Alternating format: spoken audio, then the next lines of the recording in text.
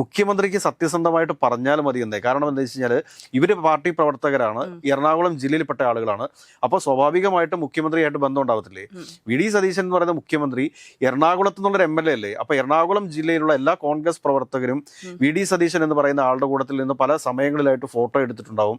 അതൊക്കെ സാമൂഹ്യ മാധ്യമങ്ങളിലൂടെ പ്രചരിപ്പിച്ചിട്ടുണ്ടാവും. അപ്പൊ റോയ് മാത്യുവിനെ പോലുള്ള ആളുകൾ ആ സ്ഥാനത്തിന് യോഗ്യരാണോ എന്ന് UDF ആലോചിക്കണം.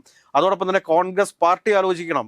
കാരണം എത്രയോ വലിയ മാധ്യമ പ്രവർത്തകർ ഇവിടെ, കോൺഗ്രസ് അനുകൂല മാധ്യമ പ്രവർത്തകർ ഇവിടെ ഉണ്ട്. നിഷ്പക്ഷമായിട്ട് നിൽക്കുന്ന ഒരാളെ വേണം ഏത് മുഖ്യമന്ത്രി ആയാലും അവരുടെ മീഡിയ സെക്രട്ടറി ആയിട്ട് വെക്കാൻ വേണ്ടിയിട്ട്. മറിച്ച് ഒരു പക്ഷമുള്ള, അതും പ്രതികാരം മൈൻഡോടുകൂടി ഇരിക്കുന്ന ഒരു വ്യക്തിയെ പിടിച്ച് മീഡിയ സെക്രട്ടറി ആക്കി വെച്ച് കഴിഞ്ഞാൽ അയാളുടെ ആംഗിളിൽ നിന്നുകൊണ്ടായിരിക്കും എഴുതി കൊടുക്കുക. ഈ കേരളത്തിലെ പൊതുസമൂഹത്തെ ഇതേ രീതിയിൽ മറ്റൊരു ദിശയിലേക്ക് നയിച്ച ചില മാധ്യമ പ്രവർത്തകരുടെ ഗണത്തിൽപ്പെടുന്ന ആളുകളാണ് ഇവരൊക്കെ ഈ നാടിന് എന്ത് സംഭാവനയാണ് നൽകിയിട്ടുള്ളത്? അപ്പോൾ ചോദിക്കാൻ നമ്മൾ എന്ത് സംഭാവനയാണ് നൽകിയിട്ടുള്ളത്? നമ്മൾ അത്ര വലിയ ജേർണലിസ്റ്റ് ആണെന്നുള്ള അവകാശവാദങ്ങളൊന്നുമില്ല. നമസ്കാരം. മുഖ്യമന്ത്രി VD സതീശൻ ഇപ്പോ വാർത്താ സമ്മേളനങ്ങളിലൊക്കെ വാസ്തവ വിരുദ്ധമായിട്ടുള്ള കാര്യങ്ങളാണ് പറയുന്നത്. അതിനെ കുറിച്ചിട്ട് എന്താ സാറിന്റെ അഭിപ്രായം? വി ഡി സതീശനെ സംബന്ധിച്ചിട്ട് അദ്ദേഹത്തിന് സ്വതസിദ്ധമായിട്ടുള്ളൊരു വാക്ചാതുര്യവും അതോടൊപ്പം തന്നെ നല്ലൊരു വിഷനും അറിവും ഒക്കെ ഉള്ള ഒരാൾ തന്നെയാണ്. എന്നാൽ ഈ കഴിഞ്ഞ കുറേ ദിവസങ്ങളായിട്ട് അദ്ദേഹം പറയുന്ന പല കാര്യങ്ങളും വാസ്തവ വിരുദ്ധമായിട്ട് മാറുന്നുണ്ട് എന്നുള്ളതാണ് സത്യം. ഇന്നലത്തെ പത്രസമ്മേളനം എടുക്കുക. ഇന്നലത്തെ പത്രസമ്മേളനത്തിൽ അദ്ദേഹം പറയുകയാണ്, ഈ പറഞ്ഞ MDMA കേസിലെ പ്രതികളെ തനിക്കറിയാം, പക്ഷെ അത് അറിയുന്നത് നവകേരള സദസ്സുമായി ബന്ധപ്പെട്ടിട്ട് നടന്ന യാത്രയിൽ പെരുമ്പാവൂർ വെച്ച് അവർക്ക് മർദ്ദനമേൽക്കുന്ന സമയത്ത് അങ്ങനെ മർദ്ദനമേറ്റിട്ടുള്ള എല്ലാ ആളുകളെയും വിളിച്ച് ആശ്വസിപ്പിക്കുന്ന പോലെ ഈ പറഞ്ഞ ആളുകളെയും വിളിച്ച് ആശ്വസിപ്പിച്ചു. അന്ന് തുടങ്ങിയ ബന്ധമാണ്.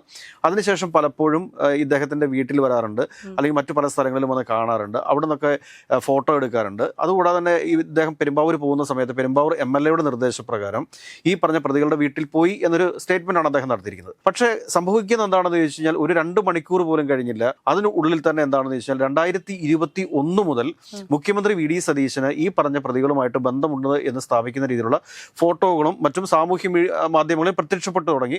മുഖ്യധാരാ മാധ്യമങ്ങളും അതോടൊപ്പം തന്നെ ഇടത് സൈബർ ഇടങ്ങളും ഇത് കൊട്ടിഘോഷിക്കാൻ വേണ്ടി തുടങ്ങി. മുഖ്യമന്ത്രിക്ക് സത്യസന്ധമായിട്ട് പറഞ്ഞാൽ മതി എന്നേ. കാരണം എന്താ വെച്ച് കഴിഞ്ഞാൽ ഇവര് പാർട്ടി പ്രവർത്തകരാണ്, എറണാകുളം ജില്ലയിൽപ്പെട്ട ആളുകളാണ്. അപ്പോൾ സ്വാഭാവികമായിട്ടും മുഖ്യമന്ത്രിയായിട്ട് ബന്ധം ഉണ്ടാവത്തില്ലേ? വി ഡി സതീശൻ എന്ന് പറയുന്ന മുഖ്യമന്ത്രി എറണാകുളത്ത് നിന്നുള്ളൊരു MLA അല്ലേ? അപ്പൊ എറണാകുളം ജില്ലയിലുള്ള എല്ലാ കോൺഗ്രസ് പ്രവർത്തകരും വി ഡി സതീശൻ എന്ന് പറയുന്ന ആളുടെ കൂട്ടത്തിൽ നിന്ന് പല സമയങ്ങളിലായിട്ട് ഫോട്ടോ എടുത്തിട്ടുണ്ടാവും. അതൊക്കെ സാമൂഹ്യ മാധ്യമങ്ങളിലൂടെ പ്രചരിപ്പിച്ചിട്ടുണ്ടാവും. അപ്പൊ ഉള്ളതുപോലെ പറഞ്ഞാൽ, സത്യം പറഞ്ഞു കഴിഞ്ഞാൽ ഇദ്ദേഹത്തിന് ഇതുപോലെയുള്ള പഴി കേക്കലുകൾ ഉണ്ടാകേണ്ടി വരുമോ? ഇല്ലല്ലോ. ഇവിടെ സംഭവിക്കുന്ന കാര്യം എന്താണ് എന്ന് ചോദിച്ചു കഴിഞ്ഞാൽ, ഇദ്ദേഹത്തെ വഴിതെറ്റിച്ചുകൊണ്ടിരിക്കുന്ന ചില മാധ്യമ സിൻഡിക്കേറ്റ് കേരളത്തിലുണ്ട്. ഈ മാധ്യമ സിൻഡിക്കേറ്റ് എന്ന് പറയുമ്പോൾ ആദ്യം നമ്മൾ എടുത്തു പറയേണ്ടത് ഇദ്ദേഹത്തിന്റെ പ്രസ് സെക്രട്ടറി ആയിട്ടുള്ള റോയ് മാത്യു ആണ്. ഈ റോയ് മാത്യുവിനെ സംബന്ധിച്ചിട്ട് ഇദ്ദേഹത്തിന്റെ മനസ്സിലുള്ള എന്താ വെച്ചാൽ പ്രതികാരമാണ്. കാരണം കഴിഞ്ഞ മന്ത്രിസഭയുടെ കാലഘട്ടത്തിൽ അല്ലെങ്കിൽ ഇദ്ദേഹത്തെ ഏതെങ്കിലും തരത്തിലൊക്കെ എന്തെങ്കിലുമൊക്കെ പറഞ്ഞിട്ടുള്ള ആളുകളോട് മുഴുവനായിട്ട് പ്രതികാരം ചെയ്യുക എന്ന ഒരൊറ്റ ലക്ഷ്യവുമായിട്ടാണ് ഈ റോയ് മാത്യു ഇപ്പോൾ മീഡിയ സെക്രട്ടറി ആയിട്ട് മുഖ്യമന്ത്രിയുടെ ഓഫീസിലിരിക്കുന്നത്. അപ്പൊ അങ്ങനത്തെ മൈൻഡുള്ള ഒരാളെ മുഖ്യമന്ത്രിയുടെ പ്രസ് സെക്രട്ടറി ആയിട്ട് വെച്ച് കഴിഞ്ഞാൽ, അല്ലെങ്കിൽ മീഡിയ സെക്രട്ടറി ആയിട്ട് വെച്ച് കഴിഞ്ഞാൽ എങ്ങനെ മുമ്പോട്ട് പോകാൻ വേണ്ടി സാധിക്കും? ഇദ്ദേഹം ഈ റോയ് മാത്യു എന്ന് പറയുന്നയാൾ ഇതിനു മുമ്പും പലതരത്തിലുള്ള പ്രസ്താവനകൾ, ഇദ്ദേഹം ഏഷ്യാനെറ്റിൽ മാത്രമാണ് ചർച്ചയ്ക്ക് പോകുന്നതെന്ന് എനിക്ക് തോന്നുന്നു. ഏഷ്യാനെറ്റിൽ ചർച്ചയ്ക്ക് പോകുന്ന സമയത്ത് ഏഷ്യാനെറ്റിലെ ചർച്ചയിൽ ഇരുന്നു കൊണ്ട് കേരളത്തിലെ ഒരു റിപ്പോർട്ടറുടെ ഭാര്യയ്ക്കെതിരായിട്ട് പറഞ്ഞിട്ടുള്ള കാര്യങ്ങളൊക്കെ ഇപ്പോഴും നമ്മുടെ മുമ്പിലില്ലേ? അതിനുശേഷം അദ്ദേഹം അത് പൊതു ഇടത്തിൽ മാപ്പ് പറഞ്ഞില്ലേ? സാമൂഹ്യ മാധ്യമങ്ങളിൽ മാപ്പ് പറഞ്ഞില്ലേ? അതുകൂടാതെ തന്നെ ഇദ്ദേഹത്തിന്റെ ഈ ഫേസ്ബുക്ക് പ്രൊഫൈലിലൂടെ ഒന്ന് പോയി നോക്കുക. ഇദ്ദേഹത്തിന്റെ ഫേസ്ബുക്ക് പ്രൊഫൈലിലൂടെ നമ്മൾ പോയി നോക്കുന്ന സമയത്ത് നമുക്ക് മനസ്സിലാക്കാൻ സാധിക്കുന്നത് എന്താ വെച്ചാൽ എത്രത്തോളം മുസ്ലിം വിരുദ്ധതയാണ് ഇയാൾ പറഞ്ഞു വെച്ചിരിക്കുന്നത്. ഇദ്ദേഹമൊക്കെ എന്തോ വലിയ മാധ്യമ പ്രവർത്തകനാണ് എന്നാണ് കേരളത്തിലെ പൊതുസമൂഹം വിചാരിച്ചുകൊണ്ടിരിക്കുന്നത്. ഇദ്ദേഹത്തിന്റെ ചർച്ച എടുത്തു നോക്കുക. പലപ്പോഴും സാമൂഹ്യ മാധ്യമങ്ങൾ, അതായത് സോഷ്യൽ മീഡിയ കുറ്റപ്പെടുത്തുന്നുണ്ട്. സോഷ്യൽ മീഡിയയിൽ പ്രചരിക്കുന്നത് വ്യക്തിഹത്യയാണെന്നും പറഞ്ഞുകൊണ്ട് ഇദ്ദേഹമൊക്കെ ഇരുന്ന് പറഞ്ഞിട്ടുള്ള ഈ റോയ് മാത്യുവിനെ പോലെയുള്ള ആളുകൾ ചാനൽ ചർച്ചകളിൽ ചർച്ച ചെയ്തിട്ടുള്ള വിഷയങ്ങൾ എന്തൊക്കെയാണ്? കുറ്റപ്പെടുത്തലുകളും അയൽവക്കത്തെ വീട്ടിലേക്കുള്ള എത്തിനോട്ടവുമല്ലാതെ ഈ നാടിന്റെ വികസനത്തെക്കുറിച്ച് എന്തെങ്കിലും ഒരു ചർച്ചയിൽ ഇദ്ദേഹം പങ്കെടുത്തിട്ടുണ്ടോ? അഴിമതിയെക്കുറിച്ചൊക്കെ നമുക്ക് ചർച്ച ചെയ്യാം, അതിനൊന്നും യാതൊരുവിധ പ്രശ്നവുമില്ല. പക്ഷേ വ്യക്തിവിരോധം തീർക്കാൻ വേണ്ടിയിട്ട്, പ്രതികാരം തീർക്കാൻ വേണ്ടിയിട്ട് എന്ന രീതിയിൽ ഇദ്ദേഹം നടത്തിക്കൊണ്ടിരിക്കുന്ന മാധ്യമ പ്രവർത്തനം, ഒന്നാമതായി ഞാൻ മനസ്സിലാക്കിയിരിക്കുന്നത് ഇദ്ദേഹം ഒരു മദ്യപാനിയാണ് എന്നുകൂടിയാണ്. അപ്പോൾ അങ്ങനെയുള്ള ആളുകളെയൊക്കെ ഒരു മീഡിയ സെക്രട്ടറി ആക്കിയിട്ട് ഇരുത്തുക എന്ന് പറഞ്ഞു കഴിഞ്ഞാൽ, കാരണം ഇദ്ദേഹം മുഖ്യമന്ത്രിയോട് പോയിട്ട് പറഞ്ഞു കൊടുക്കുകയാണ് ഓരോ കാര്യങ്ങൾ.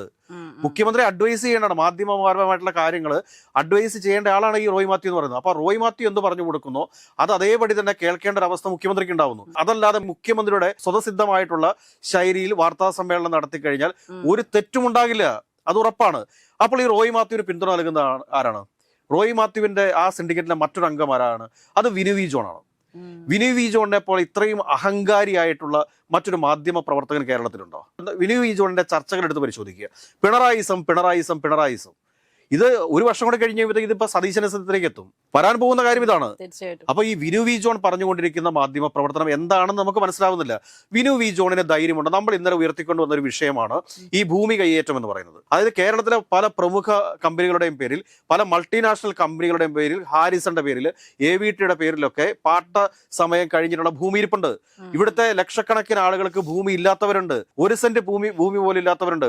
ഈ വിഷയം എടുത്ത് ചർച്ച ചെയ്യാനും ഈ വിഷയത്തിൽ ഒരു മാധ്യമ പ്രവർത്തകന്റെ ഉത്തരവാദിത്തം നിറവേറ്റാനും വിനു വി ജോണിന് ധൈര്യമുണ്ടോ? മുട്ടുവിറയ്ക്കും. അതുകൂടാതെ തന്നെ വേറൊരു കാര്യം പറഞ്ഞുതരാം. 21 വയസ്സിൽ ലൈഫ് സെറ്റാകുമെന്നും പറഞ്ഞുകൊണ്ട് ഈ നാട്ടിലെ വിദ്യാർത്ഥികളുടെ മാനസികാവസ്ഥയെ തെറ്റിച്ചുകൊണ്ടിരിക്കുന്ന, അല്ലെങ്കിൽ വിദ്യാർത്ഥികളുടെ പൊതുബോധത്തെ നശിപ്പിച്ചുകൊണ്ടിരിക്കുന്ന ഒരു സ്ഥാപനമുണ്ട്. ഈ സ്ഥാപനമൊക്കെ ഏഷ്യാനെറ്റിന്റെ ഏറ്റവും വലിയ പരസ്യദാതാവാണ്. ധൈര്യമുണ്ടോ ആ സ്ഥാപനത്തിനെതിരെയൊക്കെ ഒരു വാർത്ത വന്നിരുന്നു പറയാനായിട്ട്? പറ്റത്തില്ല, സാധിക്കത്തില്ല. അതിനുള്ള ധൈര്യമില്ല. അപ്പോ ഇവരൊക്കെ നടത്തുന്ന മാധ്യമ പ്രവർത്തനം എന്ന് പറയുന്നത് കഴിഞ്ഞ കുറേ വർഷങ്ങളെടുത്ത് നോക്കുക, നമ്മളുടെ ഈ പൊതുസമൂഹത്തിന്റെ സാമ്പത്തിക വിഷയത്തെക്കുറിച്ച് കൃത്യമായിട്ട് ഇവർ ചർച്ച ചെയ്യുന്നുണ്ടോ? ഇല്ലല്ലോ.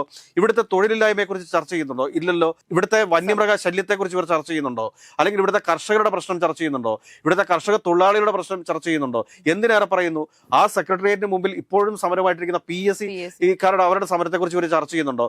എന്തിനേറെ പറയുന്നു, ഇവർ ഈ നഴ്സുമാരുടെ സമരത്തെക്കുറിച്ച് ചർച്ച ചെയ്യുന്നുണ്ടോ? ഇതൊന്നും ഇവർ ചർച്ച ചെയ്യുന്നില്ലല്ലോ. ഇവരാകപ്പാടെ ചർച്ച ചെയ്യുന്നത് എന്താ വെച്ച് കഴിഞ്ഞാൽ പിണറായി വിജയൻ, വീണ വിജയൻ, ഇങ്ങനെയുള്ള കുറെ ആളുകളെ കുറിച്ച് ചർച്ച ചെയ്യുന്നു. അതല്ലെങ്കിൽ മറ്റേതെങ്കിലും മാധ്യമ സ്ഥാപനങ്ങൾക്ക് എന്തെങ്കിലും പ്രശ്നം ഉണ്ടായി കഴിഞ്ഞാൽ ഉടനെ അത് ഹൈലൈറ്റ് ചെയ്തുകൊണ്ട് ചർച്ച ചെയ്യുന്നു. ഇതൊക്കെ ഈ നാട്ടിലെ ആളുകളുടെ വിഷയമാണോ ഇത്?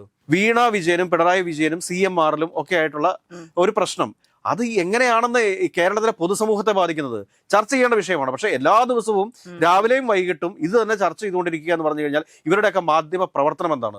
ഇവരുടെയൊക്കെ ഒരു മാധ്യമ ധർമ്മം എന്താണ്? കേരളത്തിലെ പൊതുസമൂഹം ആലോചിച്ചു നോക്കണം.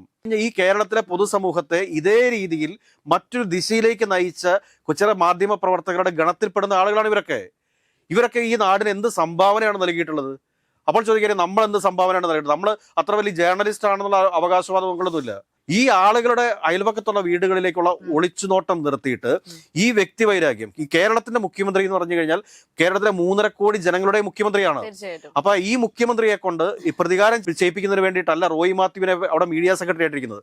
ഈ നാട്ടിലെ ആളുകളുടെ നികുതി പണത്തിൽ നിന്നാണ് റോയ് മാത്യു ഇപ്പോൾ ശമ്പളം മേടിച്ചുകൊണ്ടിരിക്കുന്നത്. അപ്പൊ ആ ഒരു കടപ്പാട് ഈ നാട്ടിലെ മുഴുവൻ ജനങ്ങളോടും ഉണ്ടാവണം. ഈ നാട്ടിലെ ഓരോ പൗരനോടും ഉണ്ടാവണം. ഈ നാട്ടിലെ ഓരോ പൗരനും അടയ്ക്കുന്ന നികുതിയിൽ നിന്നാണ് റോയ് മാത്യു ഇപ്പൊ സാലറി മേടിച്ചുകൊണ്ടിരിക്കുന്നത്. അപ്പൊ അങ്ങനെയുള്ള റോയ് മാത്യു ഈ നാട്ടിലെ മറ്റ് മാധ്യമ സ്ഥാപനങ്ങളെ തകർക്കാൻ ശ്രമിക്കുക, അല്ലെങ്കിൽ ഈ നാട്ടിലെ മറ്റ് സ്ഥാപനങ്ങളെ തകർക്കാൻ ശ്രമിക്കുക, വ്യക്തികളെ തകർക്കാൻ ശ്രമിക്കുക, അങ്ങനെയുള്ള ഒരു വൈരാഗ്യവുമായിട്ട് പോയി കഴിഞ്ഞാൽ ഈ നാട്ടിലെ ഭരണം എങ്ങനെ മുമ്പോട്ട് പോകും? ഒരു മുഖ്യമന്ത്രിക്ക് എഴുതി കൊടുക്കുന്ന കാര്യങ്ങളിൽ വസ്തുതയില്ല എന്ന് പൊതുജനം മനസ്സിലാക്കുന്ന ഒരു അവസ്ഥ വന്നു കഴിഞ്ഞാൽ മുഖ്യമന്ത്രിയുടെ ക്രെഡിബിലിറ്റി പോകില്ലേ? ഒന്ന് ആലോചിച്ച് നോക്കൂ. അപ്പൊ റോയ് മാത്യുവിനെ പോലുള്ള ആളുകൾ ആ സ്ഥാനത്തിന് യോഗ്യരാണോ എന്ന് UDF ആലോചിക്കണം. അതോടൊപ്പം തന്നെ കോൺഗ്രസ് പാർട്ടി ആലോചിക്കണം. കാരണം എത്രയോ വലിയ മാധ്യമ പ്രവർത്തകർ ഇവിടെ, കോൺഗ്രസ് അനുകൂല മാധ്യമ പ്രവർത്തകർ ഇവിടെ ഉണ്ട്. അപ്പോൾ അവരെ ഒന്നും മീഡിയ സെക്രട്ടറി ആക്കാതെ ഈ വിനു വി ജോണിന്റെ കൂട്ടത്തിൽ വന്നിരുന്ന് സ്ഥിരമായിട്ട് പിണറായി വിജയനെ തെറി പറഞ്ഞുകൊണ്ടിരുന്ന ഒരാളെ ആ ഒരു ആനുകൂല്യത്തിന്റെ പേരിൽ മീഡിയ സെക്രട്ടറി ആക്കി വെച്ചിരിക്കുന്നത് തന്നെ VD സതീശൻ എന്ന് പറയുന്ന മുഖ്യമന്ത്രിക്ക് പറ്റിയിരിക്കുന്ന ഏറ്റവും വലിയ അബദ്ധമാണ്. പറഞ്ഞു കൊടുക്കുന്നതൊക്കെ ഇദ്ദേഹത്തിന്റെ ചില ആംഗിളിൽ നിന്നുകൊണ്ടാണ്. കാരണം നിഷ്പക്ഷമായിട്ട് നിൽക്കുന്ന ഒരാളെ വേണം ഏത് മുഖ്യമന്ത്രി ആയാലും അവരുടെ മീഡിയ സെക്രട്ടറി ആയിട്ട് വെക്കാൻ വേണ്ടിയിട്ട്. മറിച്ച് ഒരു പക്ഷമുള്ള, അതും പ്രതികാരം മൈൻഡോടുകൂടി ഇരിക്കുന്ന ഒരു വ്യക്തിയെ പിടിച്ച് മീഡിയ സെക്രട്ടറി ആക്കി വെച്ച് കഴിഞ്ഞാൽ അയാളുടെ ആംഗിളിൽ നിന്നുകൊണ്ടായിരിക്കും എഴുതി കൊടുക്കുക. ആ ആംഗിള് ഈ പൊതുസമൂഹത്തെ എങ്ങനെ ബാധിക്കുന്നു എന്ന് മുഖ്യമന്ത്രി ആലോചിക്കണം. കാരണം മുഖ്യമന്ത്രി എന്ന് പറഞ്ഞു കഴിഞ്ഞാൽ കേരളത്തിലെ 3.5 കോടി ജനങ്ങളുടെയും മുഖ്യമന്ത്രിയാണ്. അപ്പൊ ഈ രണ്ടാളുകൾ, പിന്നെയും ഉണ്ട് ഒരുപാട് ആളുകൾ ഈ സിൻഡിക്കേറ്റിനകത്ത്, അവരെ കുറിച്ചൊന്നും ഇപ്പൊ തൽക്കാലം നമ്മൾ പറയാൻ ആഗ്രഹിക്കുന്നില്ല. ഇപ്പൊ റോയ് എഴുതി തരുന്ന പോലെ തന്നെ പറഞ്ഞ് മീൻസ് അങ്ങനെ ചെയ്യണ ഒരാളല്ലോ നമുക്ക് മുഖ്യമന്ത്രി എന്ന് പറയുന്നത്. അദ്ദേഹത്തിന് സ്വന്തമായ ഒരു നിലപാട് വേണ്ടേ? വസ്തുതകൾ എടുത്തു കൊടുക്കുന്നു. ഇപ്പൊ ഞാൻ പറയട്ടെ, നമ്മൾ തന്നെ ഇവിടെ വാർത്ത വായിക്കുന്നതിന് മുമ്പോ അല്ലെങ്കിൽ ഒരു ചർച്ചയ്ക്ക് കയറുന്നതിന് മുമ്പോ ഒരു ഡാറ്റ കളക്ട് ചെയ്യും.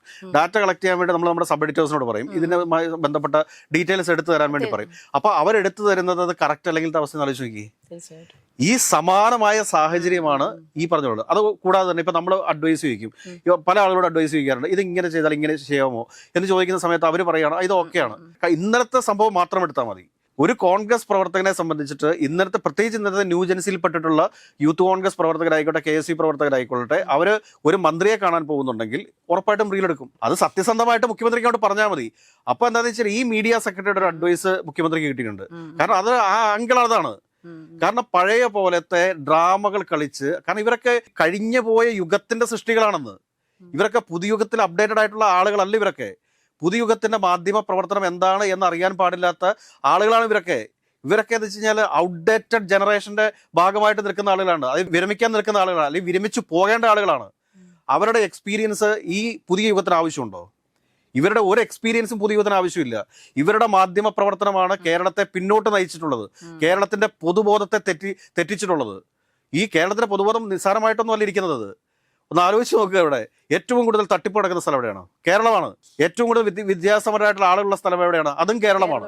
അപ്പോൾ ഈ കേരളത്തിന്റെ പൊതുബോധത്തെ വേറൊരു ദിശയിലേക്ക്, അല്ലെങ്കിൽ എന്താ പറയുക, ഇപ്പോഴത്തെ ജനറേഷൻ വേറെ ലെവലാണെന്ന്. അവർക്ക് കൊടിയോ പാർട്ടിയോ അങ്ങനെയൊന്നുമില്ല. അവർക്ക് അവരുടേതായിട്ടുള്ള കാര്യങ്ങൾ, അവരുടേതായിട്ടുള്ള ദൈനംദിന പ്രവൃത്തികൾ, അതിന് ഉതകുന്ന രീതിയിൽ ആര് ഭരിക്കുന്നോ ആ ഭരിക്കുന്നവരോടൊപ്പം ഈ ഇപ്പോഴത്തെ തലമുറ നിൽക്കത്തുള്ളൂ.